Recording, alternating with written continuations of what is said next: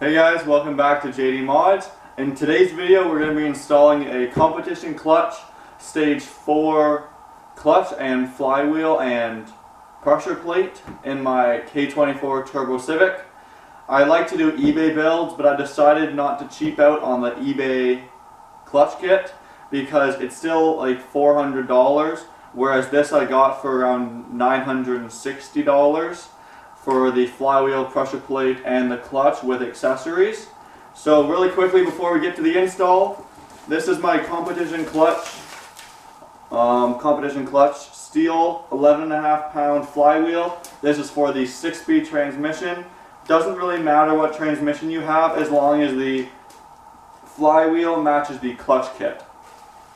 And I went with this 6-speed clutch kit as they're the most common, so that's why I picked up this new flywheel. And here is the clutch kit itself. Comes in the competition clutch box. And basically this clutch kit just comes with the 6-puck sprung disc, the stage 4 pressure plate right here, and a little Ziploc bag with an alignment tool and a throwout bearing. So I'm going to try my best to do a fairly comprehensive install video. This will be K24 EP3 specific, but it'll very closely match up with RSX regular EP3. So hope you guys enjoy the video and it helps out if you're trying to install the clutch. Let's get started. So first up, of course, put your car in the garage, get it up on some jack stands, and take off the rims. What I like to do, just a little hint if no one knows this, obviously some people would, but just drive your car onto blocks of wood so that you don't need a super low pro jack to lift up your lowered car. Let's do that right now.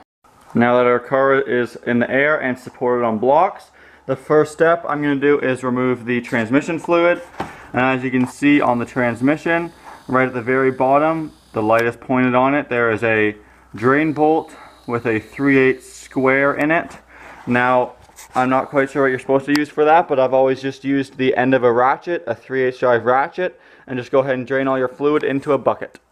So while that's draining, there's no point in just staring at a draining transmission, so just let it fully drain, and while it's doing that, we can start removing the axle nuts. So to remove the axle nut, what you need is a breaker bar and a 32mm 6-point socket, which as you can see sits right on the big old axle nut. Now this is easiest with 2 people, because what I like to do is apply the brakes and then try and break the nut. But since it is only me today, we're going to try and replace a friend with a piece of wood. That'll do. Just wedge it between the seat and the brake pedal. And now let's see if we can break off the nut.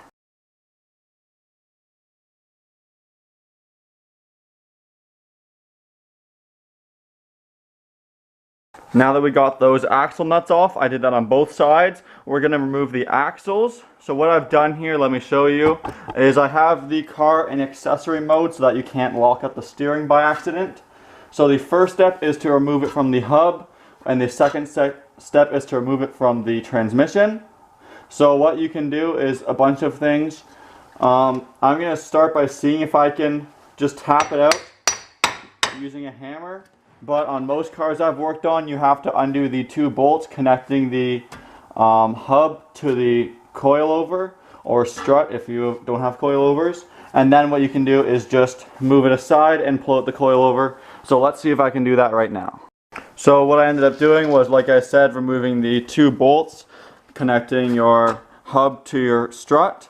And just a little FYI, the bolt on the bottom is actually I believe it's a camber adjustment bolt. As you can see, the lobe right there, the little cam lobe looking thing. So it's a good idea to mark it with a marker before you remove it. But I need an alignment anyway, and I forgot, so it's not the end of the world.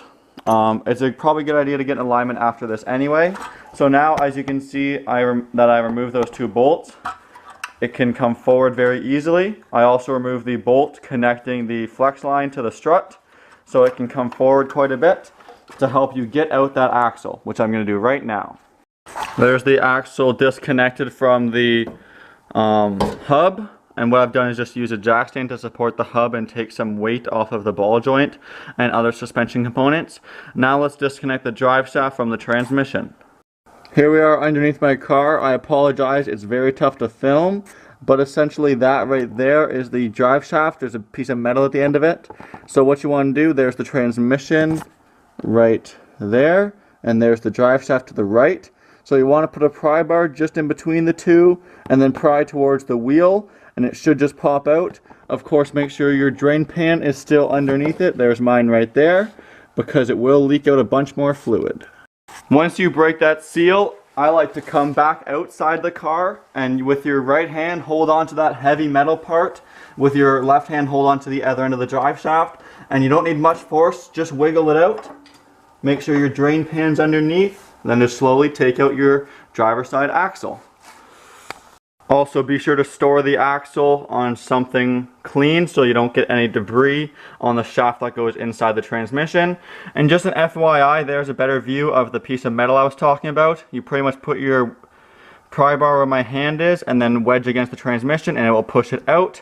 And then just make sure that you hold on to this part, because there is a CV axle, I think it's called, in here that can come disconnected and you'll have to replace your drive shaft. So be careful not to do that. So I just removed the passenger side axle that goes into the half shaft. If you didn't know, there's a small half shaft that goes from this axle to the transmission on the K-series engines. I can try and show you. It is right in there. You can't really see it. Just look up a picture on Google if you want. So I'm going to try and leave the half shaft in there for now. It's about right down there underneath the engine.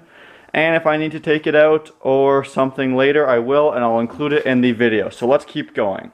Next up, I'm going to remove just a bunch of accessories to help get to our transmission. Now, my car being turbo, I have to remove this intercooler piping.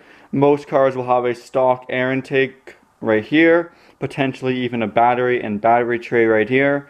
So off camera, I'm going to go ahead and remove as much as I can to get down to access the bolts on the transmission, the engine mounts, and a few other small things. Now let's just remove some of the accessories on the transmission. So there's two plugs. There's a electrical plug right there and one just at the back. You'll see it if you follow this wire right here. And these are your shifter cables. You can remove those by removing the cotter pins. The cables will come out of the way. Then just undo one bolt and the bracket comes off as well. There's also a bracket holding a line going to your slave cylinder. You can remove the slave cylinder itself, which is just right down there. You can actually see those two bolts in between my coolant hose, two 12mm bolts. Will pop off the slave cylinder. And I think this has one engine ground going from the transmission to the frame. So once we remove all those accessories, I'm going to go ahead and zip tie them to a few lines to keep them out of the way. So we're actually getting pretty close. We're nowhere near done. But the problem is, of course, the gap between the transmission and the frame means we need to lower the whole engine and transmission. But if you look down here, the subframe is right in the way. There's the transmission and there's my subframe. So the next job, we're going to start removing stuff to drop that subframe. So first, I'd watch the video until the very end before you do any wrenching, because I'm not sure what the best thing to start with is. But I personally am going to start with the rear engine mount. It is this very large black engine mount. It's a steel mount that connects the transmission to the block to the subframe at the back. And there's also one at the front. Hard to show. Right there. Right in the kind of middle of the screen area. So I'm going to try and remove both those mounts, and then I think it might be time to drop the subframe. So there's the bolts I removed. I'll show you where they go once the subframe is off, but those are from the front engine mount. Those are the three from the rear engine mount going up into the subframe. The other thing I did was remove the calipers and just zip tied them to the spring, and I also unclipped the ABS sensor. It's sometimes really hard to remove the sensor from the hub, so I just unclipped it and put the wiring harness with the hub. So what that means is once we undo all the 4 subframe bolts, we can drop the subframe and keep the hub and lower control arm with it. So there are 4 subframe bolts to remove, but before you remove them, just grab a marker like this one here, and I'm just going to make some match marks just like that there, and maybe even just circle it. Not quite sure if that's necessary, but we'll do that anyway. so that we know exactly where they line up when we go to reinstall. So there's the one at the front here, there's another at the, there's obviously two at the back, right at the corners of the subframe way back there, the other one over there, and the last front one is right over there. So there's only 4 bolts, and before we undo the bolts, we're going to set up some jack stands and a jack to hold the subframe. I just removed all 4 subframe bolts. As you can see, I have a jack on either side, holding up kind of the middle where the lower control arm is. While I was undoing the bolts, I had 2 jack stands, one at the front member and one at the back member. So now all I'm going to do is slowly lower down the jack stand side at a time and then roll the subframe out from under my car. There's the subframe out of the car. What I've already done is just put it up on some wooden blocks. And you don't have to do this, definitely optional step. But I took a wire brush and just took off all the loose rust. And this side had a lot of oil from like a past oil spill probably. And as you can see, this side's a lot rustier. But this side does have a little bit of rust too. So I'm going to be, just while it's out and accessible, hitting it with some trim clad rust paint. I'm obviously not going to do the hubs, rotors, or calipers, but I'm just going to do the main part of the frame on both sides, just to get maybe a couple more years out of the frame before any potential rust. There's the subframe all finished being painted. Now let's get back to the transmission. So our next job here is to remove the transmission from the engine. So basically there's 2 steps left to do. We have to undo all the bolts connecting the bell housing to the engine block, and we have to undo the remaining engine mounts holding the engine and motor assembly to my frame, not my subframe because that's on the ground.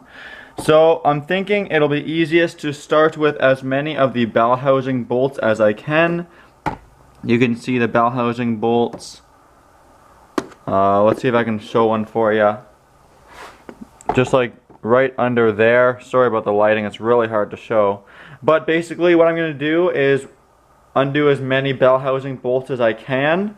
And then we're going to do the engine mounts. If not, basically it's going to be really tough to undo the bell housing bolts because the motor will just be flopping around in my engine bay. So let me undo as many of those bolts as possible and I'll show you what I've done. Here's just a quick example of why you got to do the bell housing bolts before the engine mounts. So as you can see, I've got my breaker bar on one of the bell housing bolts. Now to break it, I'll show you how much the engine moves. Here we go. You can see how much the engine moves. So it's a good idea to keep on both the side engine mounts while you do all the bell housing bolts. Alright guys, time for a little update. I didn't film too much of the work I just did. It's only been about 15 to 20 minutes, but I actually removed all of the bell housing bolts as well as I think pretty much everything except for that engine mount, keeping the transmission inside the car. So let me quickly show you over here what I removed. I didn't even try filming underneath the car because I knew it just wouldn't work out. So this is your rear engine mount. To take this off, there's 2 17mm bolts at the bottom and 1 at the top. And as before, we've already removed the 3 bolts on the bottom to remove the subframe. So once that engine mount is out, just put it aside. And here's the half shaft I was talking about earlier. First you remove the cover with 3 12mm bolts, little heat shield, and then 3 14mm bolts removes the half shaft. No need to pry it like the axles. This one I found just slipped right out of the transmission. And lastly, of course, was the bell housing bolts. And what I found, I got 7 bolts. They are all 17mm head. There's some by the starter, top of the bell housing and below the bell housing. Just look around and you'll find them all. I never intended this to be a perfect how-to video, just maybe a few tips and tricks. I didn't see any other EP3 chassis videos. So anyway, what I'm going to do now is put some jacks with phone books or pieces of wood underneath both the transmission and the engine. Then I'm going to start by removing this engine mount and seeing if the transmission can drop down. I also might have to come over here and remove this engine mount right over here to allow the motor to drop enough so that the transmission can be pulled out of the car. Alright, I'll update you when that happens. Alright guys, so just a quick update. I started dropping down the transmission after removing the bolt. You can see that piece used to be lined up with that hole, so we're down about 2 inches. And what I just decided to do was remove this little bracket. It usually goes just on the side of the transmission right over there. As you can see, it sticks up quite a bit. It was just 3 10mm bolts to take it off. So now you can see the highest point of the transmission is probably this guy right here.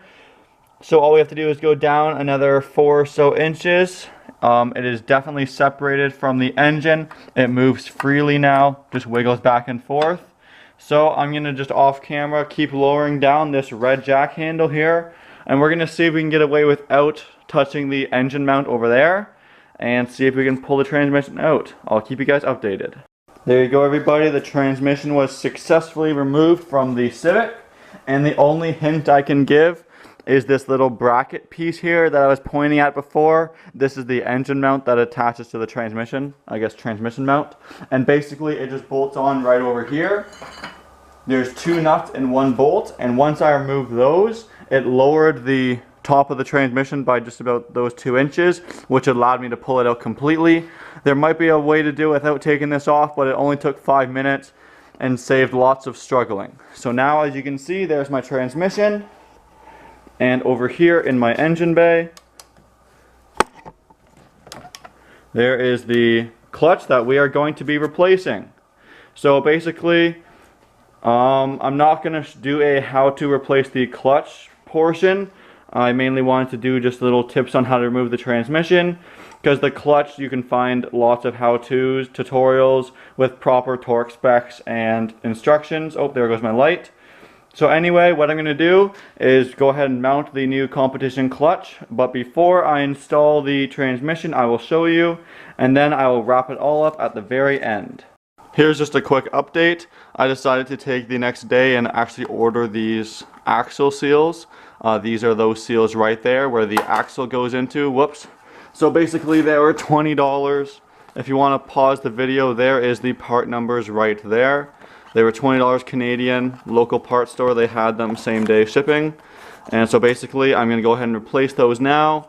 Just a few quick tips. Make sure to use some grease, some high temperature. I'm going to be using lithium grease around the outside ring. And then make sure to set them in just flush. You don't want to push them in or have them sticking out. And actually my transmission had a leak on both sides. And I saw that the last owner had recently tried to reseal the bell housing along the crack. But I'm going to place my money on the fact that it's the axle seals, not the bell housing leaking. The axle seals are now installed right there. And I thought I would update you guys that I had to go back to the store and get a different part, as the passenger side going to the half shaft is actually larger. So there's the 2 part numbers that you will need to do the axle seals on a 5-speed transmission. Here we are underneath my car, and there is my brand new competition clutch stage 4 clutch kit and 11.5 pound lightweight flywheel fully installed. Let me show you from up top as well. There it is right there. The whole kit bolted, torqued, Loctite and greased up on the motor. And now over here my transmission is in its final stage, ready to be installed. New throwout bearing. I applied a light bit of grease, very light, you can barely even see it, on the input shaft, I think it's called. Again, I got my new seals, and I also applied some sealant as the last guy had some here. I'm not sure if this was the leak or the seals, so I just put some gasket maker back on the crack just in case, because I hate leaks. So now the next step is to put the transmission back on the motor, and I of course can do that by jacking it up, and then once I get the few bolts in and the bearing lined up, it should just bolt right together. Alright everybody, so I'm now in the process of reinstalling the subframe. It is just down there. And basically one tip I thought I would share with you guys has to do with the subframe bolts. The manual actually says to replace them, and as you can see there is a little bit of rust just on the end of it, which did make it really hard to reinstall. And I don't have the correct die or like, you know, the die to clean up the threads on the end of this bolt. So I found even just a little wire wheel.